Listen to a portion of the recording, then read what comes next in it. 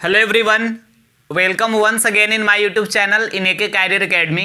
तो देखिए, अभी हम लोग क्लास 10th के फिजिक्स को पढ़ रहे हैं, जिसमें आपको पहला चैप्टर पढ़ाया जा रहा है प्रकाश का परावर्तन यानी रिफ्लेक्शन ऑफ लाइट। और इसमें हम पिछले वीडियो में आपको बताए थे फोकल लेंथ और जो रेडियस ऑफ कर्वेचर होता है उसमें क्या रिलेशन होता है। हम प्रूफ कराए थे F = R/2 जो फॉर्मूला होता है। और अगर वो वीडियो आप नहीं देखें तो डिस्क्रिप्शन में उसका लिंक है, आप वहां से देख सकते हैं। और आज के क्लास में हम प्रूफ करने वाले हैं दर्पण सूत्र को यानी मिरर फॉर्मूला को। तो आइए सबसे पहले हम आपको समझाते हैं कि दर्पण सूत्र है क्या। तो देखिए, दर्पण सूत्र कहता है 1/F = 1/V + 1/U। ये रहा दर्पण सूत्र। और यहां F का मतलब क्या है? F का मतलब है फोकस दूरी। फिर देखा जाए तो V का मतलब क्या है? तो V का मतलब है प्रतिबिंब दूरी, ठीक है। और फिर U का मतलब है वस्तु दूरी, ठीक है। यानी F का मतलब फोकल लेंथ, V का मतलब इमेज डिस्टेंस और U का मतलब हो जाएगा ऑब्जेक्ट डिस्टेंस। तो इसको हम पहले आप ये जान लिए कि फोकस दूरी, प्रतिबिंब दूरी और वस्तु दूरी तीनों में संबंध स्थापित करने वाला जो फॉर्मूला है उसी को हम क्या कहते हैं? दर्पण सूत्र कहते हैं। यही फॉर्मूला है और इसी फॉर्मूला को हमें प्रूफ करना है। आगे हम लोग जब न्यूमेरिकल्स बनाएंगे तो मैक्सिमम न्यूमेरिकल्स जो है इसी फॉर्मूला पर बनाया जाएगा। और कभी कभी आपके एग्जाम में, फाइनल एग्जाम में पूछ भी देता है कि दर्पण सूत्र को सत्यापित करें, प्रूफ करें। अब देखिए, इसको सिद्ध करने के लिए कुछ छोटी छोटी बातें हैं जो पहले आपको सीखना है।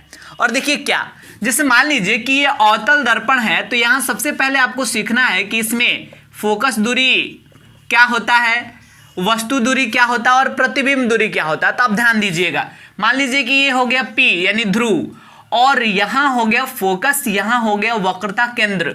और हम मान लेते हैं, आप मान लीजिए कि यहां पे वस्तु है A B। अब समझिएगा, तो हम बताए थे कि गोलीय दर्पण में कोई भी दूरियां ध्रुव से मापी जाती है।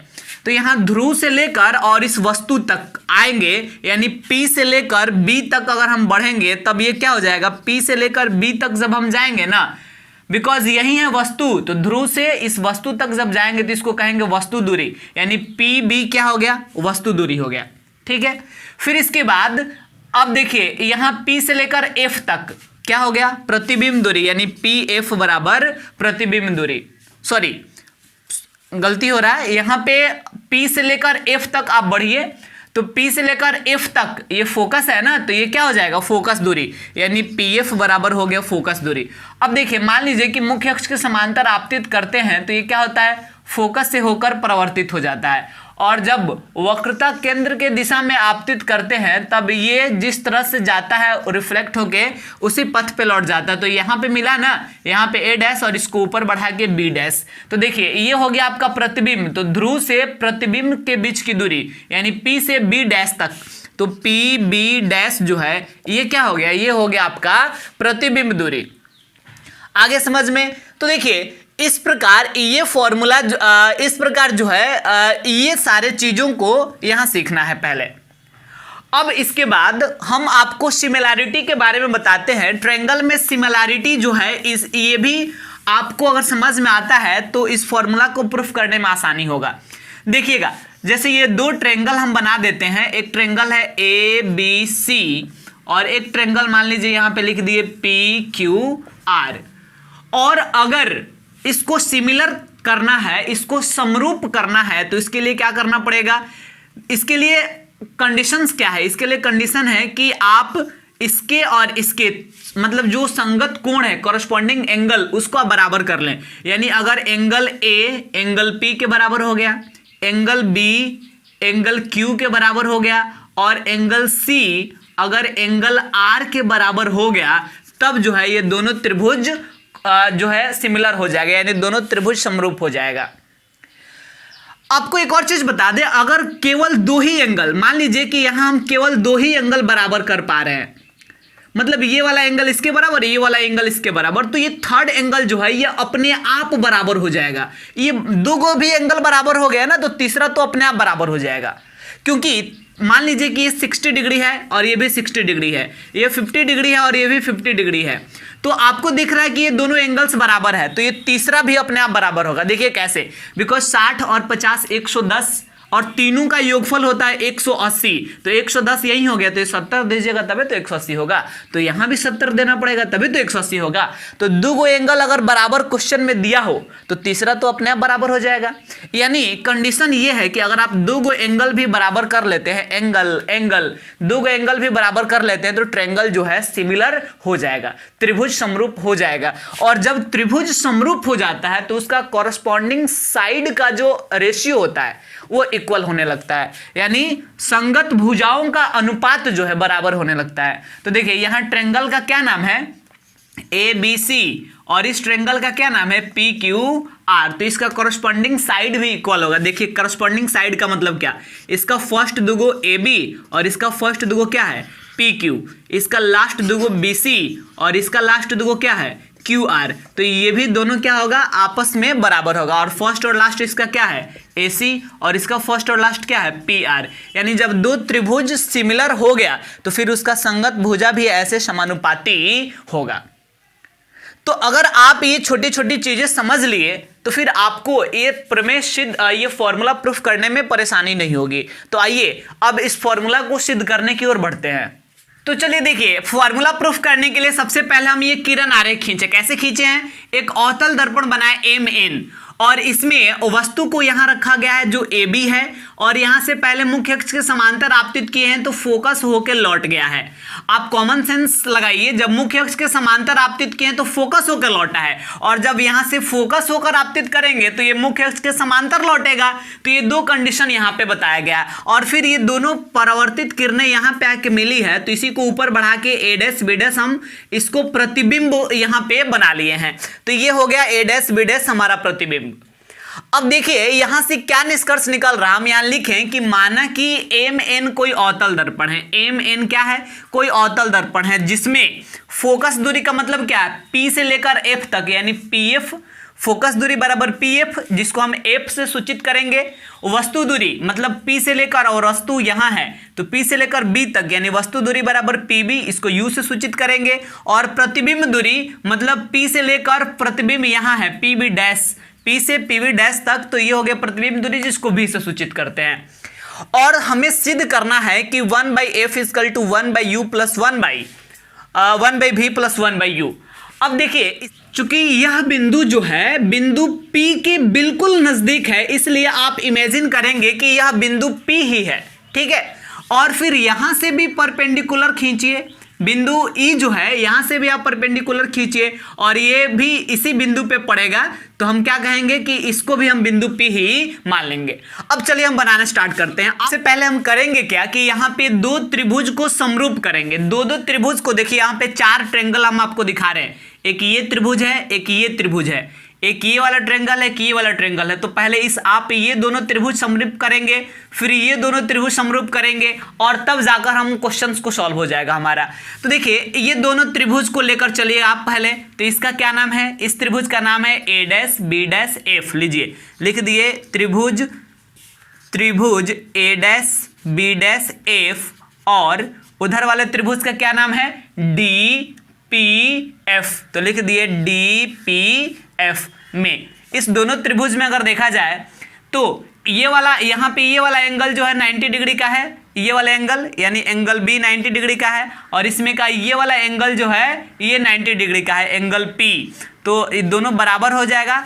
क्यों बराबर हो, क्योंकि दोनों 90 डिग्री का है। और एक रूल तो आप जानते ही हैं कि जब दो रेखा एक दूसरे को प्रतिच्छेद करता है तो इसके शीर्ष के दोनों तरफ का जो कोण होता है वो बराबर होता है। तो इससे ये वाला एंगल और ये वाला एंगल ये दोनों आपस में बराबर हो जाएगा। तो इस एंगल का क्या नाम है, A'/FB', एंगल A'/FB' बराबर इस वाले ट्रायंगल में इसका नाम हो जाएगा DFP, एंगल DFP। ये दोनों बराबर हो गया और इसको हम कहते हैं शीर्षाभिमुख कोण। इस प्रॉपर्टी को हम क्या बोलते हैं, शीर्षाभिमुख कोण। मतलब शीर्षाभिमुख कोण से ये बराबर हो गया। इसलिए जब किसी भी दो त्रिभुज की दो कोण बराबर हो जाता है तो वह ट्रायंगल समरूप हो जाता है। एंगल A' B' F समरूप, ये समरूप का साइन है, समरूप त्रिभुज DPF। और जब समरूप हो गया अतः संगत भुजाएं समानुपाती होंगे, समानुपाती होंगे। मतलब जब कोई दो त्रिभुज समरूप हो जाता है तो उसकी संगत भुजाएं भी क्या होती है, समानुपाती होने लगती है। तो इसका भी संगत भुजा समानुपाती होगा। तो देखिए इसका फर्स्ट दुगो क्या है जी, ए डैश बी डैश। इसका फर्स्ट दुगो है ए डैश बी डैश, लिख दिए ए डैश बी डैश। और बट्टा इसका फर्स्ट दुगो है डीपी, तो लिख दिए डीपी बराबर इसका लास्ट दुगो क्या है, बी डैश एफ, तो लिख दिए बी डैश एफ। और इसका लास्ट दुगो क्या है, पी एफ, तो लिख दिए बट्टा पी एफ। अब आप समझिए ए डैश बी डैश का मतलब क्या है। और यहां निर्देशांक चिन्ह परिपाटी का भी हम यूज करेंगे। लीजिए हम लिख देते हैं निर्देशांक चिन्ह परिपाटी का प्रयोग करते हुए निर्देशांक चिन्ह परिपाटी का प्रयोग करते हुए हम आगे बढ़ रहे हैं। बताइए ए डैश बी डैश का मतलब क्या, ये रहा ए डैश बी डैश, इसका मतलब प्रतिबिंब की ऊंचाई। और प्रतिबिंब की ऊंचाई को हम क्या लिख सकते हैं, एच डैश लिख सकते हैं। ठीक है। और आप ध्यान देंगे तो ये प्रतिबिंब की ऊंचाई जो है नीचे, प्रतिबिंब उल्टा बना है, नीचे की ओर बना है। और वाई अक्ष में जब हम नीचे की ओर आते हैं तो माइनस में होता है ना, वाई अक्ष में नीचे की ओर। तो यहां निर्देशांक चिन्ह परिपाटी का यूज करेंगे तो यहां एच डैश के पहले हमें माइनस देना पड़ेगा। ठीक है। और डीपी का मतलब क्या, डीपी यही ना है जी, डीपी। देखिए डीपी और ए बी ये दोनों बराबर है, डीपी ए बी दोनों बराबर होगा क्योंकि समांतर रेखाओं के बीच की जो लंबवत दूरी होता है वो बराबर होता है। तो डीपी ए बी के बराबर है। और ए बी का मतलब क्या, वस्तु की ही ऊंचाई। और ये चूंकि ऊपर की ओर है इसलिए प्लस में होगा, तो डीपी का मतलब वस्तु की ऊंचाई, यानी जिसको एच लिख सकते हैं। और चूंकि ये ऊपर की ओर है इसलिए इसमें प्लस होगा, प्लस एच बराबर बी डैश एफ का मतलब समझिएगा। बी डैश एफ का मतलब क्या, ये रहा बी डैश एफ। तो बी डैश एफ के बदले देखिए आप ये लिख सकते हैं क्या, P V dash minus P F. बस यही समझने वाली चीज है। देखिए बी डैश एफ यानी इतना दूर, इसको निकालने के लिए आप क्या करें कि इस टोटल में से, ये टोटल का क्या नाम है, P B dash. P B dash में से अगर आप इतना को घटा लें, इस टोटल में से अगर आप इतना घटा लें, इतना को हटा दे तो फिर यही बचेगा ना बी डैश एफ। यानी बी डैश एफ को निकालने के लिए इस टोटल में से, यानी पी बी डैश में से पी एफ को घटाना पड़ेगा, पी बी डैश में से पी एफ को घटाना पड़ेगा। अब बताइए ये पी बी डैश का मतलब क्या, पी बी डैश का मतलब हो गया, देखिए यहाँ पे क्या लिखे हैं, भी, तो यहाँ भी लिख दीजिए। अब माइनस पी एफ का मतलब क्या, देखिए ये पी एफ का मतलब फोकस दूरी यानी एफ, तो यहाँ एफ लिख दीजिए। लेकिन अगर हम बी डैश एफ के जगह पे अब इतना लिख सकते हैं, बट आपको एक चीज यहाँ केयर करना है कि यहाँ भी जो है इधर बना है, प्रतिबिंब इस साइड बन रहा है। और आप बताइए एक अक्ष में इस साइड, एक अक्ष पर है ना प्रतिबिंब, तो इस साइड माइनस वाला होता है, तो हम प्रतिबिंब दूरी को किस में लिखेंगे, माइनस में लिखेंगे। अब यहाँ देखिए यहाँ पे तो एक ऑलरेडी माइनस पड़ा हुआ है, यहाँ पे एक ऑलरेडी माइनस है। अब फोकस दूरी इधर है तो अवतल का फोकस दूरी इस साइड है तो माइनस में ना होगा, इधर फोकस दूरी है तो माइनस में होगा। और एक माइनस यहाँ पर ही है तो माइनस माइनस मिलकर क्या हो जाएगा, प्लस एफ हो जाएगा। And divided by P F का मतलब क्या, फिर फोकस दूरी, तो फोकस दूरी, लेकिन फोकस दूरी इसका माइनस है तो यहाँ क्या लिखेंगे, माइनस लिखेंगे। आया समझ में। अब इसको हम मान लेंगे समीकरण फर्स्ट। अब आइए आगे बढ़ते हैं और हम समीकरण सेकंड भी इसी प्रकार बनाने की कोशिश करते हैं। तो आप देखेंगे अब ये दोनों ट्रायंगल में हम लोग समझ लिए, अब समझना आपको इस ट्रायंगल में और इस ट्रायंगल में। तो देखिए इसका क्या नाम है, ए बी एफ लिख दिए, ट्रायंगल ए बी एफ। और फिर इधर वाले ट्रायंगल का क्या नाम है, इधर वाला ट्रायंगल है ई पी एफ, तो लिख दिए ई पी एफ में। इस दोनों ट्रायंगल में अगर आप देखिएगा तो फिर इसमें का ये वाला एंगल 90 का है और इसमें का ये वाला एंगल, तो इस एंगल का क्या नाम है, angle B. Angle B is equal to इधर इस एंगल का क्या नाम है, इसका नाम है एंगल पी, तो angle B is equal to angle P हो गया। ठीक है। अब इसके बाद ये दोनों एंगल बराबर हो गया और यहां देखिए ये वाला एंगल और ये वाला एंगल, अभी बताया था ना शीर्षाभिमुख कोण, तो इस एंगल का क्या नाम है, A F B. Angle A F B बराबर इस वाले एंगल का क्या नाम है, E F P. Angle E F P ये दोनों बराबर हो गया, क्यों, क्योंकि ये दोनों है शीर्षाभिमुख कोण से, और ये दोनों 90 डिग्री का था इसलिए बराबर हो गया। इसलिए triangle ABF similar triangle EPF दोनों समरूप होगा क्योंकि दो कोण बराबर है, और जब समरूप होगा अतः संगत भुजाएं समानुपाती होंगे, संगत भुजाएं समानुपाती होंगे। तो आइए संगत भुजा को हम समानुपाती करते हैं। कैसे? इसका फर्स्ट दुगो देखिएगा तो क्या है जी, AB है ना, और इसका फर्स्ट दुगो क्या है, EP है। इसका लास्ट दुगो क्या है, BF, और इसका लास्ट दुगो क्या है, PF। लिख सकते हैं ऐसे हम। अब आपको यहां निर्देशांक चिन्ह परिपाटी का यूज करते हुए आगे बढ़ना है। लिख दिए निर्देशांक चिन्ह परिपाटी का प्रयोग करते हुए, ठीक है। अब क्या होगा कि यहां पर AB का मतलब क्या है, AB का मतलब वस्तु की ऊंचाई यानी H, ठीक है, और नीचे है EP का मतलब क्या, तो ये हो गया देखिए यहां पे EP, तो EP का मतलब क्या हुआ, EP का मतलब हुआ ये जो EP आपको दिख रहा है ये इसी के तो बराबर है, ये EP और ये A' B' ये दोनों बराबर होगा। देखिए ये वाला लाइन और ये वाला लाइन, क्योंकि ये दोनों समांतर है तो ये दोनों बराबर होगा, यानी EP का मतलब हो गया A' B' प्रतिबिंब की ऊंचाई, और प्रतिबिंब की ऊंचाई को हम H' लिखते हैं, और चूंकि ये नीचे की ओर बना है इसलिए यहां पे हम क्या लिखेंगे, माइनस लिखेंगे, बराबर। आगे चलते हैं और देखिए तो यहां पर BF का मतलब क्या, B से लेकर ये रहा आपका B और ये रहा आपका F, तो BF निकालने के लिए हमें क्या करना पड़ेगा, आप बताइए। BF निकालने के लिए हमें क्या करना पड़ेगा, यहां हो गया BF, इसको निकालने के लिए टोटल PB में से, मतलब इतना में से, इस टोटल में से हमें इतना घटा देना पड़ेगा, तब जाके हमारा ये BF बचेगा। तो BF के लिए हमें PB में से PF को घटाना पड़ेगा, PB में से किसको, PF को घटाना पड़ेगा। तो देखिए PB का मतलब क्या, PB का मतलब है U, आप PF का मतलब क्या, PF का मतलब है F, और यहां पे अगर निर्देशांक चिन्ह परिपाटी का यूज करते हैं आप तो U जो है माइनस में रहता है हमेशा, इधर है तो, और फिर F भी इसमें इसी साइड है तो F भी माइनस में होगा, और यहाँ माइनस है ही, F भी माइनस में होगा, तो माइनस माइनस मिलकर क्या हो गया, प्लस, एंड डिवाइडेड बाय नीचे क्या है, नीचे आपको दिख रहा है PF, नीचे देखिएगा यहाँ पे, तो यहाँ क्या है, PF है, तो नीचे हम क्या लिख देंगे, PF का मतलब F, और चूंकि इधर है F इसलिए क्या होगा, माइनस में होगा। अब इसको आप मान लेंगे समीकरण सेकंड।